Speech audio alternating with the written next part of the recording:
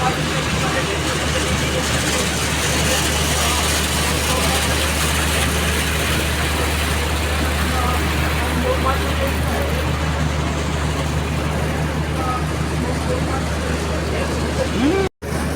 गौमात्र च विद्महे धेनुनंदनी धीमहि तन्नो सुरभि प्रचोदयातः। ओम गौमात्र च विद्महे धेनुनंदनी धीमहि तन्नो सुरभि प्रचोदयातः। ओम गौमात्र च विद्महे धेनुनंदनी धीमहि तन्नो सुरभि प्रचोदयातः। महाराष्ट्र की पुण्य भूमि पूना में गौटेक 2026 का विराट आयोजन हुआ। उनमें गौ गायत्री यज्ञ के संयोजक गौ उपासक मयूर भैया ने गौ गायत्री यज्ञ का आयोजन किया। कहीं गौ भक्तों ने यह यज्ञशाला में सूक्ष्म आहुति का प्रदान किया। यह गौशाला का दृश्य निहारते हैं। यह गौटेक की गौशाला के बगल में यह यज्ञशाला है, उनका आप दर्शन करते हैं। यहाँ गौ माता अपने प्रसन्नता से विहार करती है। ओम गौमात्र च विद्महे धेनुनंदनी धीमहि तन्नो शूरभि प्रचोदयातः। ओम गौमात्र च विद्महे धेनुनंदनी धीमहि तन्नो शूरभि प्रचोदयातः। ओम गौमात्र विद्महे धेनुनंदनी धीमहि तन्नो शूरभि प्रचोदयातः।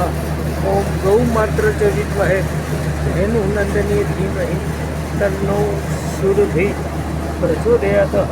ओम गौमात्र च विद्महे धेनुनंदनी धीमहि तन्नो शूरभि प्रचोदयातः। ओम गौमात्र च विद्महे धेनुनंदनी धीमहि तन्नो शूरभि प्रचोदयातः। ओम गौमात्र च विद्महे धेनुनंदनी धीमहि तन्नो शूरभि प्रचोदयातः। ओम गौमात्र च विद्महे धेनुनंदनी धीमहि तन्नो शूरभि प्रचोदयातः। ओम गौमात्र च विद्महे धेनुनंदनी धीमहि तन्नो शूरभि प्रचोदयातः। महाराष्ट्र के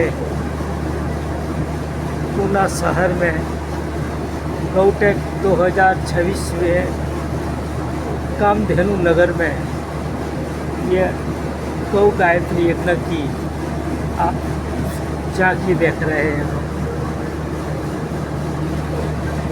कहीं भक्तों भाविकों ने आज यज्ञ में हिस्सा लिया। गणेश जी की आहुति, गायत्री मंत्र की आहुति और सुरभि गौ माता की आहुति का लाभ लिया।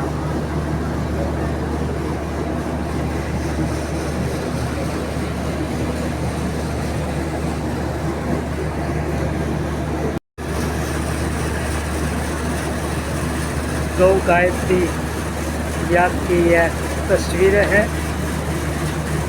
यज्ञ पूर्ण रूप से प्रज्वलित हो गया है। यह आप दर्शन कर रहे हैं क्षत्रिय ब्रह्मनिष्ठ महात्मा नथुराम शर्मा जी आनंद आश्रम दीर्घा वाले। ये धनुमानस है, ये स्थापन का आप दर्शन कर रहे हैं। बीच में गौ गायत्री याग यज्ञ की जानकारी लिखी है। इस तरफ तो दिव्य पाद पंकजम नमामि देवी नर्मदे, नर्मदा जी की तस्वीर है। बगल में नर्मदा जी का पुराण है। स्थापन में गौटेक 2023 का स्मृति भेंट है, राजकोट में हुआ था, उनकी स्मृति भेंट है। ये यज्ञ पूर्ण रूप से प्रज्वलित हो चुका है। बगल में ही गौशाला है, वहाँ गौ माता है, आप देख रहे हो। ये यज्ञ की तस्वीर। गौ मात्र च विद्महे धेनु नंदनी धीमहि तन्नो सुरभि प्रचोदयात्। त्याच्यामध्ये अग्निहोत्राचे मंत्र असा एक लिहिलेला जो पॅरेग्राफ आहे, त्यातले सूर्यास्ताचे मंत्र आपण म्हणूया। मी म्हणतो माझ्या पाठीमागे। पहिला मंत्र म्हणायचा आहे अग्नये स्वाहा, अग्नये स्वाहा। आपण जेवढा मोठ्याने म्हणतो सगळ्यांना ऐकू जाईल। अग्नये स्वाहा, अग्नये स्वाहा, अग्नये इदं न मम, अग्नये इदं न मम। हा पहिला मंत्र। आणि याच्यामध्ये जेव्हा आपण स्वाहा म्हणतो तेव्हा आपली कृती असायला पाहिजे आपल्या उजव्या किंवा डाव्या हाताने, जो आपल्याला प्रेफरेबल आहे त्याच्याने आहुती द्यायची आपल्याला जाम। ठीक आहे। तांदूळ आणि तुपाचे, तांदूळ अक्षर आहे म्हणजे न तुटलेले तांदूळ, आणि गाईचं तूप आहे। त्यानंतर दुसरा मंत्र आपण पुन्हा सगळे एकत्र म्हणूया। प्रजापतये स्वाहा, प्रजापतये स्वाहा, प्रजापतये इदं न मम, प्रजापतये इदं न मम। सोपे मंत्र सगळ्यांना म्हणता आले? ठीक आहे। हे दोन मंत्र म्हणायचे आणि दोन्ही मंत्रामध्ये जेव्हा आहुतीला अर्पण करायला स्वाहा दिलेला आहे, अग्नये स्वाहा, त्यावेळेस आपली पहिली आहुती अर्पण करायची आपल्या तुपाची। दुसरा मंत्र कंप्लीट करायचा अग्नये इदं न मम। त्यानंतर दुसरा मंत्र आहे प्रजापतये स्वाहा, परत आहुती द्यायची प्रजापतये इदं न मम। आहुती 3-4 वेळा द्यायची, टोटल आहुती आपण परत तांदूळ टाकायची नाही, डायरेक्ट लावून सांगितलं टोटल आहुती द्यायची। आपल्या 5 मिनिटात बाहेर आणि त्यानंतर 2 मिनिट आपण ध्यान करायचं। नॉर्मली आपण ध्यान करताना काय करतो? डोळे बंद करतो। डोळे बंद करायचे नाही।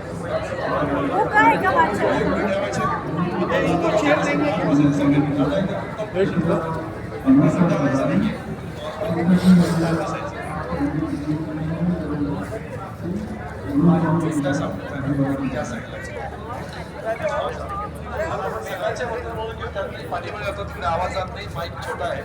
सकाळचा पहिला मंत्र एकत्र म्हणूया। सूर्याय स्वाहा, सूर्याय स्वाहा, सूर्याय इदं न मम, सूर्याय इदं न मम। प्रजापतये स्वाहा, प्रजापतये स्वाहा, प्रजापतये इदं न मम, प्रजापतये इदं न मम। सोपे दोन्ही मंत्र म्हणता आले आपल्याला। आता ह्या दोन मंत्राचं पुन्हा एकदा पठण करायचं आहे। त्यावेळेस सगळ्यांनी माझ्याबरोबर म्हणायचं, म्हणजे मागे नाही म्हणायचं आहे। सगळ्यांच्या हातामध्ये कागद आहे, मंत्र आपण बघितले सूर्यास्ताचे। हे मंत्र म्हणायचे, आहुती द्यायची, आणि आहुती देताना दोनदाच आहुती द्यायची। द्रोण आत टाकायचा नाही आहे, द्रोण बाहेर ठेवायचा आहे। आहुतीसाठी फक्त तांदूळ आणि तुपाचीच आहुती आपल्याला अपेक्षित आहे, कारण ही प्रोसेस जी आहे अग्निहोत्राची सायंटिफिकली प्रूव्हन आहे। याच्यावरती रिसर्च झालेला आहे। हे भस्म सुद्धा आपल्याला औषधी आहे, त्याच्यावर आपल्याला पेटंट मिळालेलं आहे की हा प्रोसेस जो आहे तो सायंटिफिकली प्रूव्हन आहे, आणि या प्रोसेसमधून जो काही वायू निर्माण होतो तो आपल्यासाठी पुष्टीकारक आहे। त्यामुळे उघड्या डोळ्यांनी अग्नीचं ध्यान करायचे फक्त 2 मिनिटं, आणि नंतर आपला हा कार्यक्रम इथं समाप्त होणार आहे। याची अधिक माहिती साहित्य आपल्याला स्टॉल नंबर 22 वर आहे, हॉल नंबर 2 मध्ये। थोडं मागे जाऊन सांगतो, मागे माहिती जात नाही। ठीक आहे। सगळ्यांकडे कागद आलेला आहे मंत्राचा। आपण या ठिकाणी अग्निहोत्र करणार आहोत। मागे येतो मी सांगायला। 6:42 आहे सर। हां, नंतर जाणार मिळणार नाही, तुमची इच्छा। एमएसएमई कैसे आए? नहीं, एक पूरा वेकेंट फील्ड था, unexplored area, cow based economy का। काउ बेज इकोनॉमी वैसे एक मानो के शब्द ही नहीं था डिक्शनरी में। और ऐसे समय में एक सोच आई हमारे जो जीसीसीआई के मेंबर्स के बाद, चर्चा चली कि पूरे देश भर में ऐसे अनेक एंटरप्रेन्योर हैं जो गाय के दूध, दही, घी, छाछ, गौमूत्र, गोबर और उनकी वैल्यू एडिशन करके अनेक अलग अलग प्रकार के प्रोडक्ट बनाते हैं। कश्मीर से लेकर कन्याकुमारी और त्रिपुरा से लेकर के बाड़मेर तक और कच्छ तक मैं घुमा था तो देखा कि अलग अलग जगह बहुत ऐसे नए नए इनोवेशन के साथ गाय के साथ जुड़े हुए, गाय के प्रति एक श्रद्धा भाव, आस्था भाव, एक दिव्य भाव होने के कारण लगे हुए हैं। कहीं न कहीं लोस में चल रहे हैं, डोनेशन में चल रहे हैं। कहीं न कहीं अच्छा एक मॉडल प्रस्तुत भी किया है, लेकिन इन सबको एक जगह एकत्र करके एक जगह अंडर वन रूफ ऐसे सबके सामने देश के सामने प्रस्तुत किया जाए। और इस विचार से हमने राजकोट का GovTech 2023 में शुरू किया और उनके आधार पर इतना बड़ा रिस्पॉन्स मिला कि देश भर के त्रिपुरा से लेकर के आसाम, सिलीगुड़ी से लेकर के केरल, त्रिवेंद्रम, तमिलनाडु, उड़ीसा, आंध्र, हर जगह से, गुजरात, महाराष्ट्र, राजस्थान को आई 212 से ज़्यादा ऐसे एंटरप्रेन्योर ने स्टॉल रखे और उनके आधार पर इतना बड़ा एक मैसेज देश भर में गया। इतना वीडियो, आजकल तो सोशल मीडिया का ज़माना है, तो इनके आधार पर ये इतना बड़ा काम हुआ।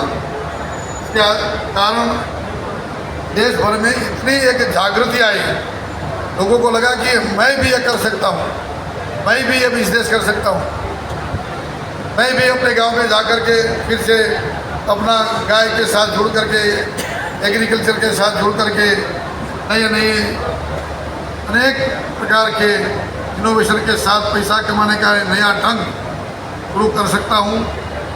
सरकार की भी योजना बनी और उनके आधार पर लोन सब्सिडी का भी प्रावधान होने लगा। और आज हम देख रहे हैं कि यहाँ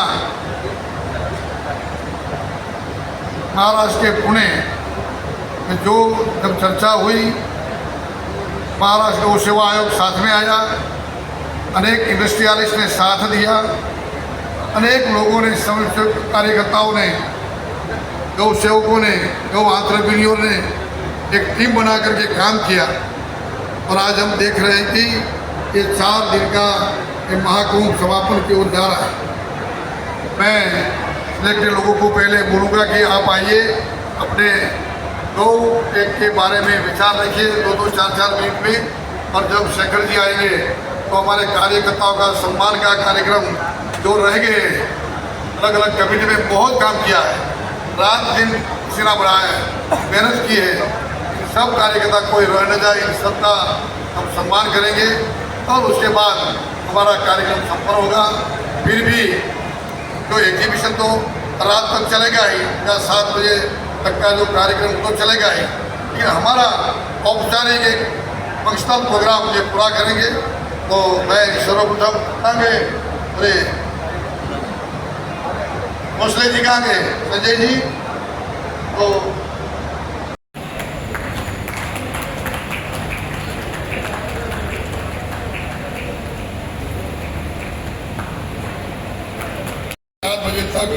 लगातार गायत्री यज्ञ करते रहे, आशीर्वाद ऐसा रहा। देखो गौ माता का कैसा होता है, 24, 25, 26, 27, 28 में 5 दिन का कार्यक्रम था।